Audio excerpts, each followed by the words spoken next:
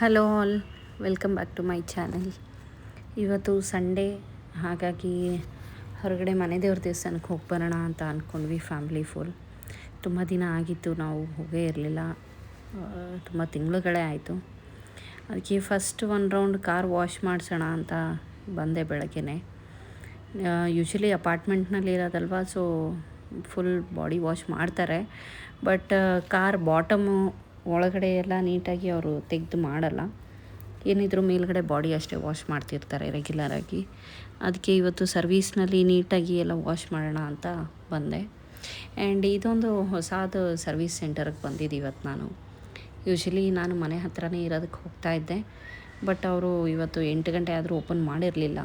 ರೆಗ್ಯುಲರಾಗಿ ಮಾಡಿಬಿಡ್ತಿದ್ರು, every Sundays 8 o'clock ಇತ್ತು ಅವ್ರದ್ದು ಮಾಡ್ತಿದ್ರು, ಬಟ್ ಮಾಡಿಲ್ಲ ಈ ಸಲ. ಹಾಗಾಗಿ ಹೊಸ ಕಡೆ ಬಂದೆ. ಆ್ಯಂಡ್ ಇವರು ಇನ್ಫ್ಯಾಕ್ಟ್ ತುಂಬ ಆರ್ಗನೈಸ್ಡಾಗಿ ತುಂಬ ಕ್ವಿಕ್ಕಾಗಿ ಮಾಡ್ತಾಯಿದ್ರು. 5 ಜನ ಹುಡುಗರಿದ್ದರು. ಕಾರ್ ತೊಗೊಂಡೋಗಿ ಅಲ್ಲಿ ನಿಲ್ಲಿಸಿದ್ದಷ್ಟೇ ಒಬ್ಬೊಬ್ಬರು ಒಂದೊಂದು ಇಮ್ಮಿಡಿಯೇಟಾಗಿ ವರ್ಕಕ್ಕೆ ಸ್ಟಾರ್ಟ್ ಮಾಡಿಬಿಟ್ರು. ಒಬ್ಬರು ಬಾನೆಟ್ ಓಪನ್ ಮಾಡಿದರು, ಅಲ್ಲಿ ಡಸ್ಟ್ ಔಟ್ ಮಾಡಿದರು. ಒಬ್ಬರು ಮ್ಯಾಟ್ಗಳೆಲ್ಲ ತೆಗೆದು ಹೊರಗಡೆ ಕ್ಲೀನ್ ಮಾಡ್ತಾಯಿದ್ರು. ಇನ್ನು ಇಬ್ಬರು ಒಳಗಡೆ ಕ್ಲೀನ್ ಮಾಡ್ತಾಯಿದ್ರು. ಕ್ವಿಕ್ಕಾಗಿ ಒಬ್ಬೊಬ್ಬರು ಒಂದೊಂದು ಸರ್ವೀಸ್ ಸ್ಟಾರ್ಟ್ ಮಾಡಿದರು. ದಟ್ ವಾಸ್ ವೆರಿ ನೈಸ್ ಅನಿಸ್ತು. ಆ್ಯಂಡ್ ಈ ಥರ ಮಾಡೋದ್ರಿಂದ ಟೈಮ್ ವೇಸ್ಟ್ ಆಗೋಲ್ಲ, ಕೆಲಸಗಳು ಬೇಗ ಬೇಗ ಆಗುತ್ತೆ. That was really good. So and ರೇಟೂ ಇವ್ರ ಹತ್ರ 100 rupees ಕಮ್ಮಿನೇ ಇತ್ತು. ನಾನು ರೆಗ್ಯುಲರಾಗಿ ಹೋಗೋ ಕಡೆ ಅವರು 500 ಚಾರ್ಜ್ ಮಾಡ್ತಾರೆ, ಬಟ್ ಇವರು 400 rupees ತೊಗೊಂಡ್ರು. Servicing was really good. ನಂಗೆ ಇಷ್ಟ ಆಯಿತು. ಸೊ ಇನ್ಮೇಲೆ ಆದಷ್ಟು ಇಲ್ಲೇ ಬೆಳಗ್ಗೆನೇ ಬಂದುಬಿಟ್ರೆ, ಒಂದು 8 o'clockಗೆ ಬಂದರೆ ಗಾಡಿ ಒಂದು 1/2 hour 40 minutes ನೀಟಾಗಿ ಸರ್ವೀಸ್ ಮಾಡಿಕೊಟ್ಬಿಡ್ತಾರೆ ಅಂತ ಖುಷಿ ಆಯಿತು. ಸೊ ನನಗೆ ನನ್ನ ಕಾರ್ನ ತೊಳಸ್ಬೇಕು ಅಂದರೆ ತುಂಬ ಖುಷಿಯಾಗುತ್ತೆ. ಅದು ಎಷ್ಟು ಚೆನ್ನಾಗಿ ಕ್ಯೂಟಾಗಿ ಒಂದು ಪುಟ್ಟ ಕಾರು, ಏನೋ ಖುಷಿ ನನಗೆ ನನ್ನ ಕಾರ್ ನೋಡಿದ್ರೆ. ಕ್ಯೂಟಾಗಿ ಹೋಗಲ್ಲಿ ನಿಲ್ಲುತ್ತೆ. ಇಷ್ಟು ಚೆನ್ನಾಗಿ ಅದಕ್ಕೆ ಸ್ನಾನ ಮಾಡಿಸ್ತಿರ್ತಾರೆ, ಸೋಪ್ ಹಾಕ್ತಾರೆ, ವಾಶ್ ಮಾಡ್ತಾರೆ. ಆ್ಯಂಡ್ ಅದು ಸ್ನಾನ ಆದಮೇಲಂತೂ ನನ್ನ ಕಾರು ಫುಲ್ಲು ಚಮಕ್ ಚೆಲ್ಲು ಆಗಿಬಿಡುತ್ತೆ ನನ್ನ car. And I will just love it. ನನಗೆ ಮುಂಚೆ ತುಂಬ ಇಷ್ಟ ಆಗ್ತಿತ್ತು, ದೊಡ್ಡ ಕಾರ್ ತೊಗೋಬೇಕು, ನಾವು ದೊಡ್ಡ ಕಾರ್ ಇಟ್ಕೋಬೇಕು ಅಂತ ಭಾಳ ಅನ್ಕೋತಿದ್ದೆ. ಬಟ್ ಈಗಿನ ಬೆಂಗಳೂರು ಟ್ರಾಫಿಕ್ಕು, ಪಾರ್ಕಿಂಗ್ ಪ್ರಾಬ್ಲಮ್ಮು ಎಲ್ಲ ನೋಡಿದರೆ ನನ್ನ ಹತ್ರ ಈ ಪುಟ್ಟ ಕಾರ್ ಇರೋದೇ ತುಂಬ ಖುಷಿಯಾಗುತ್ತೆ. ಬಿಕಾಸ್ ನಮ್ಮನೇಲಿ ಇನ್ನೊಂದು ಏನಂದರೆ, ನಾನೊಬ್ಬಳೇ ಡ್ರೈವಿಂಗ್ ಮಾಡೋದು. ಹಸ್ಬೆಂಡ್ ಯಾವುದೇ ಕಾರಣಕ್ಕೂ ಅವ್ರ ಕಾರ್ ಎಲ್ಲೂ ತೊಗೊಂಡು ಹೋಗಲ್ಲ. ಅವ್ರ ಆಫೀಸ್ ಮನೆ ಹತ್ರನೇ ಇದೆ, ಹಾಗಾಗಿ ಅವ್ರ ಕಾರ್ ತೊಗೊಂಡು ಹೋಗಲ್ಲ. ನಂದು ಆಫೀಸ್ ದೂರ ಇರೋದ್ರಿಂದ ನಾನು ಕಾರಲ್ಲೇ ಹೋಗ್ತೀನಿ. ಆ್ಯಂಡ್ ಮಕ್ಕಳು ಅವ್ರ ಪಾಡಿಗೆ ಅವ್ರ ವ್ಯಾನಲ್ಲಿ ಹೋಗೋದು ಬರೋದು ಅದೆಲ್ಲ ಮಾಡ್ತಾರೆ. ಸೊ ನನಗೆ ಪಾರ್ಕಿಂಗ್ ಆಗಿರ್ಬೋದು, ಈ ಟ್ರಾಫಿಕಲ್ಲಿ ಓಡಾಡೋದಕ್ಕಾಗಿರ್ಬೋದು, ನನ್ನ ಕಾರ್ ನನಗೆ ಆ್ಯಪ್ಟಾಗಿದೆ. ತುಂಬ ಕ್ಯೂಟ್ ಮುದ್ದು ಅನಿಸುತ್ತೆ. ಎಷ್ಟೋ ಸಲ ನಾನು ನಿಜವಾಗ್ಲೂ ನೀವು ಅನ್ಕೋಬೋದು, ನಾನು ನನ್ನ ಕಾರಿಗೆ ನಾನೇ ದೃಷ್ಟಿ ತೆಗಿತೀನಿ, ಬಿಕಾಸ್ ನನ್ನದೇ ಕಣ್ಣು ಬೀಳಬಾರ್ದು ಗಾಡಿಗೆ ಅಂತ. ನಮ್ಮ ಇಂಡಿಯಾನಲ್ಲಿ ನಮಗಿದೊಂದು ಹ್ಯಾಬಿಟ್ ಇದೆ. ವಿ ಡೋಂಟ್ ಟ್ರೀಟ್ ವೆಹಿಕಲ್ಸ್ ಅಥವಾ ಮನೆಗೊಂದು ಎಲೆಕ್ಟ್ರಾನಿಕ್ ಗ್ಯಾಜೆಟ್ಸ್ ಇರ್ಬೋದು, ಎಲೆಕ್ಟ್ರಾನಿಕ್ ಐಟಮ್ಸ್, TV, ರೆಫ್ರಿಜರೇಟರ್ ಇದೆಲ್ಲ ಬಂದರೆ ಇದು ಒಂದು ವಸ್ತು ಅಂತ ನಾವು ಟ್ರೀಟ್ ಮಾಡಲ್ಲ. ಇನ್ಫ್ಯಾಕ್ಟ್ ಅದೂ ಪಾರ್ಟ್ ಆಫ್ ಅವರ್ ಲೈಫ್ ಅಂತ ಟ್ರೀಟ್ ಮಾಡ್ತೀವಿ. ನಿಮ್ಗೆಲ್ರಿಗೂ ಗೊತ್ತು, ನೀವೆಲ್ಲರೂ ಮಾಡ್ತೀರಾ. ಇನ್ಫ್ಯಾಕ್ಟ್ ಅದನ್ನು ಗಾಡಿ ಆಗಿರ್ಬೋದು, ಒಂದು TV ತರ್ಬೋದು, ಇವತ್ತು ಒಂದು ಮಿಕ್ಸಿ ತರ್ಬೋದು, ನಾವು ಅದಕ್ಕೆ ಅರಿಶಿನ ಕುಂಕುಮ ಇಟ್ಟು ಅದು ಪೂಜೆ ಮಾಡಿ ಆಮೇಲೆ ಉಪಯೋಗ್ಸೋಕ್ಕೆ ಸ್ಟಾರ್ಟ್ ಮಾಡ್ತೀವಿ. ಸೊ ಇದು ಹೊರಗಡೆ ಯಾವ ಕಂಟ್ರಿನಲ್ಲೂ ಇದು ಮಾಡಲ್ಲ. ನಮ್ಮ ಇಂಡಿಯಾನಲ್ಲಿ ಇದನ್ನು ಫಾಲೋ ಮಾಡ್ಕೊಂಡು ಬಂದಿದ್ದೀವಿ ನಾವು. ಸೊ ಹಾಗಾಗಿ ಗಾಡಿನೂ ಅಷ್ಟೇ ಪ್ರೀತಿ ಮಾಡ್ತೀವಿ ನಾವು. ನನ್ನ ಗಾಡಿಗೆ ಸುಮಾರು ಡ್ಯಾಮೇಜಸ್ ಆಗಿದೆ, ಇಲ್ಲ ಅಂತ ಹೇಳಲ್ಲ. ಬ್ಯಾಂಗ್ಳೂರು ಟ್ರಾಫಿಕಲ್ಲಿ ಎಲ್ರಿಗೂ ಗೊತ್ತು ಎಷ್ಟು ಡ್ಯಾಮೇಜಸ್ ಆಗುತ್ತೆ ಅಂತ. ಡ್ಯಾಮೇಜ್ ಆಗಿದೆ ಸುಮಾರು ಸಲ ನನ್ನ ಗಾಡಿ. ಬಟ್ ಡ್ಯಾಮೇಜ್ ಆದಾಗ ತುಂಬ ನೋವಾಗುತ್ತೆ. ಆ್ಯಂಡ್ ಅದು ಇನ್ಸ್ಟೆಂಟಾಗಿ ನಾನು ರೆಡಿ ಮಾಡ್ಸೋಕ್ಕೆ ಟ್ರೈ ಮಾಡ್ತೀನಿ. ನಾನು ಯಾವುದೇ ಕಾರಣಕ್ಕೂ ಅದನ್ನು ಡಿಲೇ ಮಾಡೋದಕ್ಕೆ ಹೋಗಲ್ಲ. ಸೊ ನನ್ನ ಗಾಡಿ ಫುಲ್ಲು ತೊಳೆದು ವಾಶ್ ಎಲ್ಲ ಆದಮೇಲೆ ಮತ್ತೆ ಎಲ್ಲ ರೆಡಿ ಆಯಿತು. ಅದಾದಮೇಲೆ ಮನೆ ಹತ್ರ ಬಂದು ಹಸ್ಬೆಂಡು ಮಕ್ಕಳು ರೆಡಿ ಇದ್ದರು. ಅವ್ರನ್ನ ಪಿಕಪ್ ಮಾಡಿಕೊಂಡು ನಮ್ಮ ಜರ್ನಿನ ಸ್ಟಾರ್ಟ್ ಮಾಡಿದ್ವಿ. And it was almost a while, ಒಂದು 2-3 ತಿಂಗಳಾಗಿತ್ತು. ಫ್ಯಾಮಿಲಿ ಮನೆ ದೇವ್ರಿಗಾಗಲಿ ಅಥವಾ ಹತ್ತಿರ ಇರೋ ದೇವಸ್ಥಾನಗಳಿಗಾಗಲಿ 4 ಜನ ಹೋಗ್ತಿರ್ಲಿಲ್ಲ. ಎಲ್ಲೇ ಹೋದರೂ ಹಸ್ಬೆಂಡು ವೈಫ್ ನಾನು ಇಬ್ಬರೇ ಹೋಗ್ತಾಯಿದ್ವಿ. ಹಸ್ಬೆಂಡ್ ಆ್ಯಂಡ್ ವೈಫ್ ಅಂದರೆ ನಾವಿಬ್ಬರೇ ಹೋಗ್ತಾಯಿದ್ದಿದ್ದು. ಮಕ್ಕಳನ್ನ ಆದಷ್ಟು ಮನೇಲೇ ಇರಿ ಅಂತ ಅವಾಯ್ಡ್ ಮಾಡ್ತಾಯಿದ್ದೆ ನಾನು. ಸುಮ್ಮನೆ ಅವರು ಜರ್ನಿ ಮಾಡೋದು, ಅವ್ರಿಗೆ ಟಯರ್ಡ್ ಆಗೋದು ಅದೆಲ್ಲ ಬೇಡ ಅಂದ್ಬಿಟ್ಟು ಅವಾಯ್ಡ್ ಮಾಡಿಸ್ತಾಯಿದ್ದೆ. ಬಟ್ ಈ ಸಲ ಇಲ್ಲ, ಅವರು ಬರಲಿ, ಬಿಕಾಸ್ ಇಟ್ಸ್ ಆಲ್ರೆಡಿ 1 ಮಂತಿಂದ ಮನೇಲೇ ಇದ್ದಾರೆ, ರಜಾ ಬಂದಾಗಿಲ್ಲ. ಹಾಗಾಗಿ ನಮ್ಮ ಜೊತೆ ಬರಲಿ ಅಂತ ಹೇಳಿ ಕರ್ಕೊಂಡು ಹೋದ್ವಿ. ಆ್ಯಂಡ್ ಗೊರಗುಂಟೆಪಾಳ್ಯ ಟ್ರಾಫಿಕ್ ಅಂತೂ ವರ್ಸ್ಟ್ ಎವರ್. ನನಗೆ ಗೊತ್ತಿಲ್ಲ ಅದು ನಮ್ಮ ಬ್ಯಾಂಗ್ಳೂರ್ದು ಪ್ಲ್ಯಾನಿಂಗ್ ಏನಾಗ್ತಾಯಿದೆ, ಯಾರು ಯಾಕೆ ಏನೂ ಸೀರಿಯಸ್ ಆಗಿ ತಗೋತಾ ಇಲ್ಲ ಅಂತ ಐ ಆಮ್ ಸೀರಿಯಸ್ಲಿ ಸರ್ಪ್ರೈಸ್ಡ್. ಯಾಕೆಂದರೆ ನಾವಿರೋದು ಬ್ಯಾಂಗ್ಳೂರ್ ನಾರ್ತ್ ಸೈಡು. ನಮಗೆ ನಮ್ಮ ಜಕ್ಕೂರು, ಬ್ಯಾಟರಾಯನಪುರ, ಯಲಹಂಕ, ದೇವನಹಳ್ಳಿವರೆಗೂ, ಚಿಕ್ಕಜಾಲ ಎಲ್ಲ ಏರಿಯಾನೂ, ಹೆಬ್ಬಾಳು ಆಗಿರ್ಬೋದು, ಎಲ್ಲ ನಮಗೆ ಜಾಮ್ ಸಿಗ್ತಾಯಿದೆ. ಆ್ಯಂಡ್ ಎಲ್ರಿಗೂ ಗೊತ್ತಿದೆ ಇದು ಏರ್ಪೋರ್ಟ್ ರೋಡ್ ಅಂತ.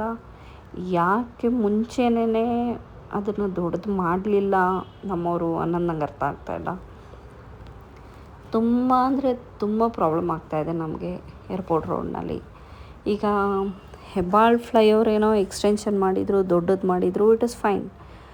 ಬಟ್ ನಾವು ಹೆಬ್ಬಾಳು ನೀಟಾಗಿ ಕ್ರಾಸ್ ಆಗಿಬಿಡ್ತೀವಿ. ಹೆಬ್ಬಾಳು ಕ್ರಾಸ್ ಆಗಿ ಮುಂದೆ ಹೋದರೆ ಅದು CBI ಅಂತ ಇದೆ ಜಂಕ್ಷನು, ಬ್ಯಾಪ್ಟಿಸ್ಟ್ ಹಾಸ್ಪಿಟಲ್ ಕೇಳಿರ್ಬೋದು ಸುಮಾರು ಜನ.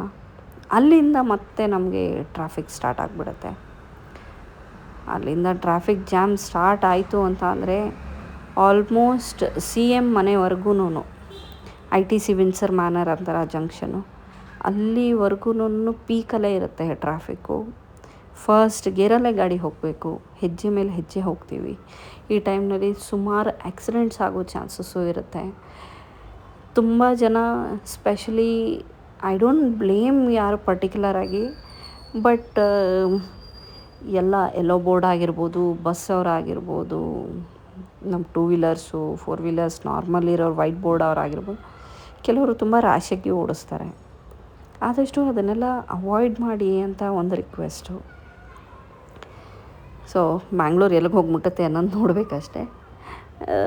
ನಾವು ಕುಣಿಗಲ್ ರೋಡಿಗೆ ರೀಚ್ ಆದ್ವಿ. ಅಲ್ಲಿ ಒಂದು ಕಡೆ ಒಂದು ಮನೆಯಲ್ಲಿ ಬ್ರೇಕ್ಫಾಸ್ಟ್ ಚೆನ್ನಾಗಿ ಮಾಡ್ತಾರೆ ಅಂತ ಅಲ್ಲಿ ನಾವೆಲ್ಲ ತಿಂಡಿ ತಿಂದ್ವಿ. ನಾನು ಚಿತ್ರಾನ್ನ ತೊಗೊಂಡೆ, ತುಂಬ ಚೆನ್ನಾಗಿತ್ತು ಚಿತ್ರಾನ್ನ, ಆ್ಯಂಡ್ ಸ್ಪೆಷಲಿ ಬೋಂಡ ತುಂಬ ಅಂದರೆ ತುಂಬ ಚೆನ್ನಾಗಿತ್ತು. ಅದು ತಿಂದು ನನ್ನ ಮಕ್ಕಳು ಟೊಮ್ಯಾಟೊ ಬಾತ್ ತಿಂತೀನಿ ಅಂತ ಹೇಳಿದ್ರು, ತಿಂದಿದ್ದಾದಮೇಲೆ ಮತ್ತೆ ಊರ ಕಡೆ ಜರ್ನಿ ಸ್ಟಾರ್ಟ್ ಮಾಡಿದ್ವಿ. ಸೊ ಊರ ಹತ್ರ ಬಂದಾಗ ನಾವು ಮುನಿಯಪ್ಪ ಅಂತ ಪೂಜೆ ಮಾಡ್ತೀವಿ ನಮ್ಮ ಕಡೆ. ಯೂಶ್ವಲಿ ಅದು ವರ್ಷಕ್ಕೊಂದು ಸಲ ಮಾಡೋದು. ನಾನ್ ವೆಜ್ ಮಾಡಿಬಿಟ್ಟು ಕೋಳಿ ಕಟ್ ಮಾಡಿ ಪೂಜೆ ಮಾಡಬೇಕು. ಬಟ್ ಇದು ನಾವು 1-2-3 ಮಂತ್ಸಿಗೆ ಅವಾಗವಾಗ ಈ ಕಡೆ ಬಂದಾಗ ಪೂಜೆ ಮಾಡ್ಕೊಂಡು ಹೋಗ್ತೀವಿ. ಮಾಮೂಲಿಯಾಗಿ ಕೋಳಿ ಏನು ಕಟ್ ಮಾಡಲ್ಲ, ಬಟ್ ಪೂಜೆ ಮಾಡ್ಕೊಂಡು ಹೋಗ್ತೀವಿ.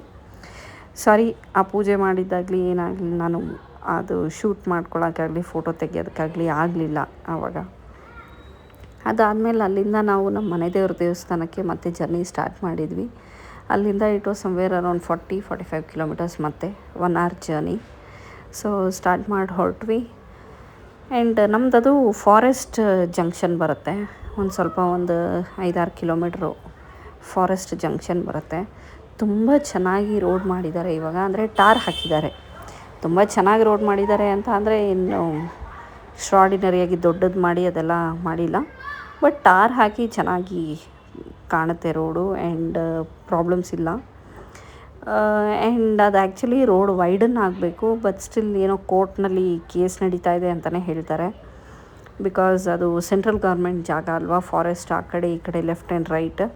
ಸೊ ಹಾಗಾಗಿ ಇನ್ನು ಸೆಂಟ್ರಲ್ ಗೌರ್ಮೆಂಟ್ ಒಪ್ಪಿಗೆ ಕೊಟ್ಟಿಲ್ಲ ಅಂತ ಹೇಳಿ ಅಲ್ಲಿ ಸುಮಾರು ಅಲ್ಲಲ್ಲೇ ಒಂದು 5 ಕಿಲೋಮೀಟರ್ಸ್ ಪೆಂಡಿಂಗ್ ಇದೆ ರೋಡು. ಫಾರೆಸ್ಟ್ ಜಂಕ್ಷನಿಂದ ಬಂದಮೇಲೆ it is a highway that connects to Mysuru road ನಮಗೆ.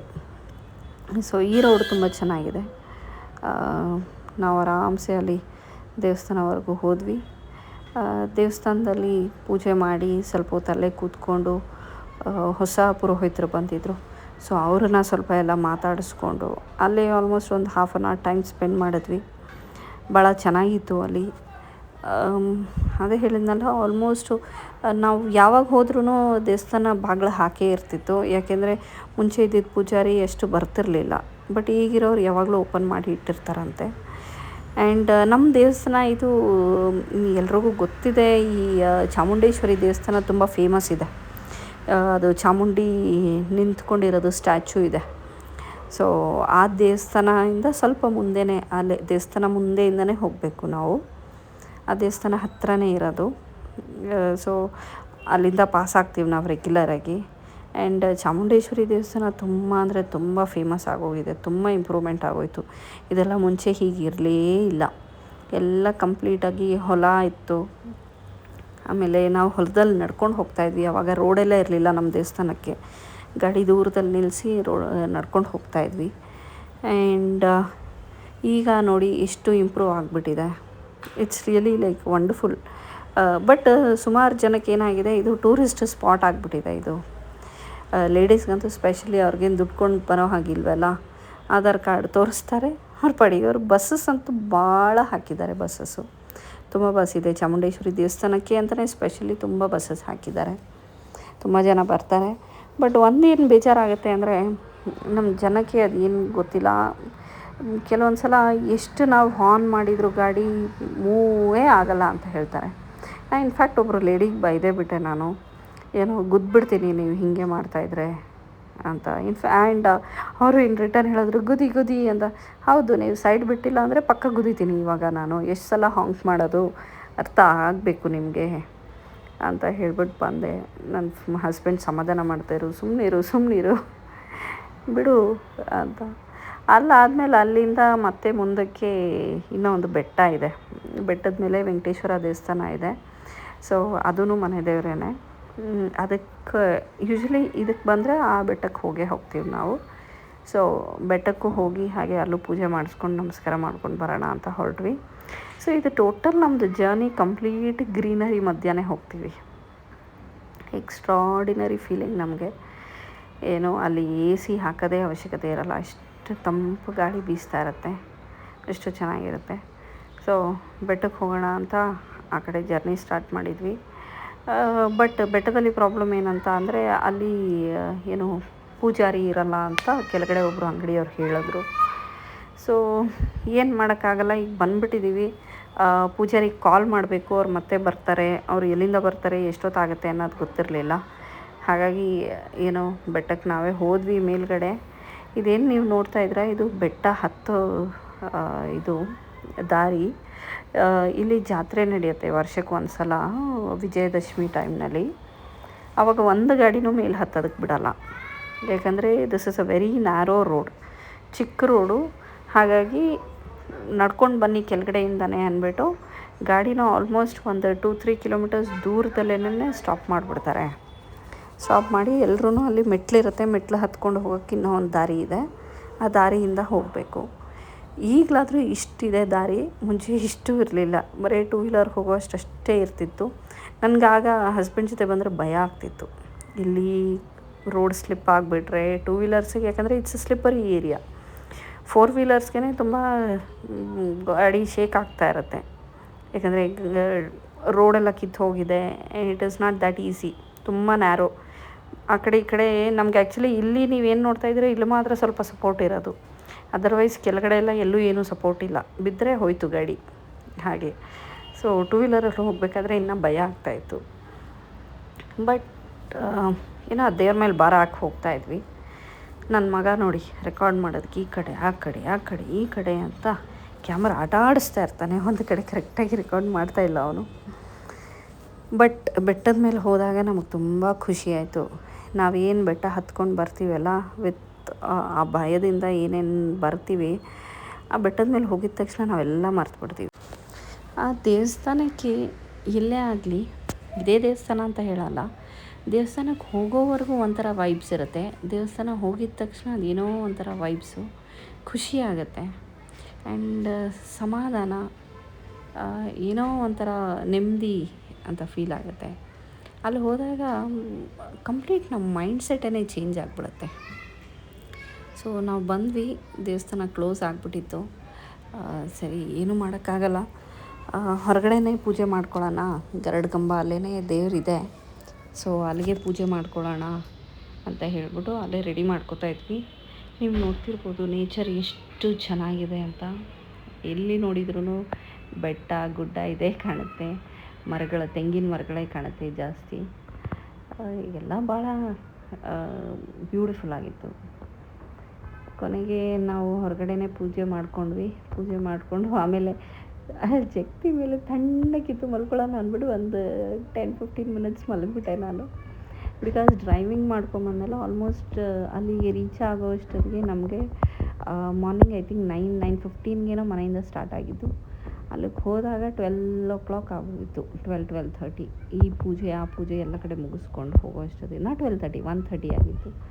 ಸೊ ಒಬ್ಬಳೇ ಡ್ರೈವಿಂಗ್ ಅಲ್ವಾ, ಬಿಸಿಲು ಬೇರೆ, ಹಾಗಾಗಿ ಸ್ವಲ್ಪ ಟಯರ್ಡ್ ಆಯಿತು ಅಂದ್ಬಿಟ್ಟು ಅಲ್ಲೇ ಒಂದು 10 ನಿಮಿಷ ಮಲಗಿಬಿಟ್ಟೆ. ಆಮೇಲೆ ಅಂದರೆ ಫುಲ್ ನಿದ್ದೆ ಮಾಡಲಿಲ್ಲ ನಾನು, ಸುಮ್ಮನೆ ಹಾಗೆ ಒಂದು ಸ್ವಲ್ಪ ಬಾಡಿಗೆ ಕೈ ಕಾಲಿಗೆ ರೆಸ್ಟ್ ಆಗಲಿ ಅಂತ ಮಲ್ಕೊಂಡಿದ್ದೆ.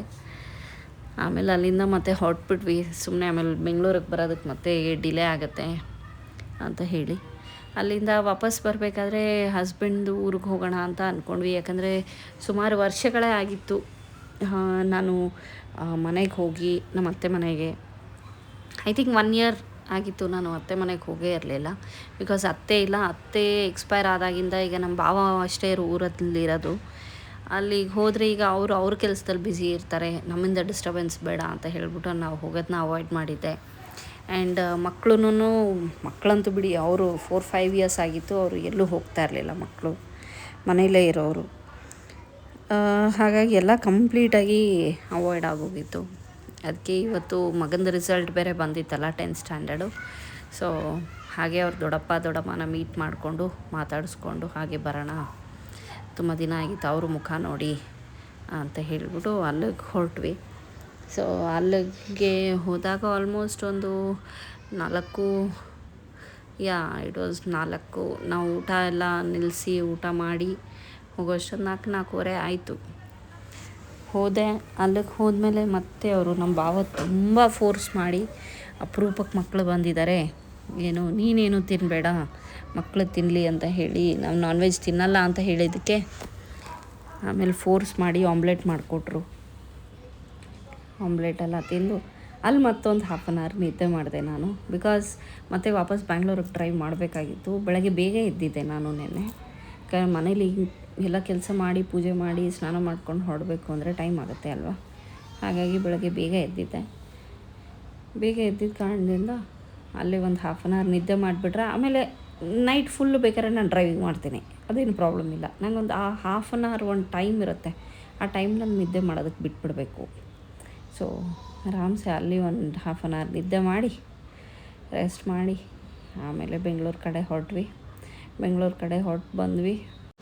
ಬ್ಯಾಂಗ್ಳೂರು ರೀಚ್ ಆಗೋಕೆ ಆಲ್ಮೋಸ್ಟ್ 8:39 ಆಗಿತ್ತು. ಸೊ ಆವಾಗ ಹೋಗಿ ಅಡುಗೆ ಮಾಡೋಕ್ಕಾಗಲ್ಲ ಅಂದ್ಬಿಟ್ಟು ಹೋಗ್ತಾನೆ ಎಗ್ ರೈಸು ಮತ್ತು ಚಿಕನ್ ಲಾಲಿಪಾಪ್ ಕೇಳಿದ್ಲು ಮಗಳು ಅಂದ್ಬಿಟ್ಟು ಅಲ್ಲೇ ತಿನ್ಬಿಟ್ಟು ಆರಾಮಾಗಿ 10 o'clock ಮನೆಗೆ ಹೋಗಿ ಚೆನ್ನಾಗಿ ಜುಜು ಮಾಡೋಣ ಅಂತ ಮಲ್ಕೊಂಡ್ಬಿಟ್ಟೆ ಹೋಗಿ ನಾನು.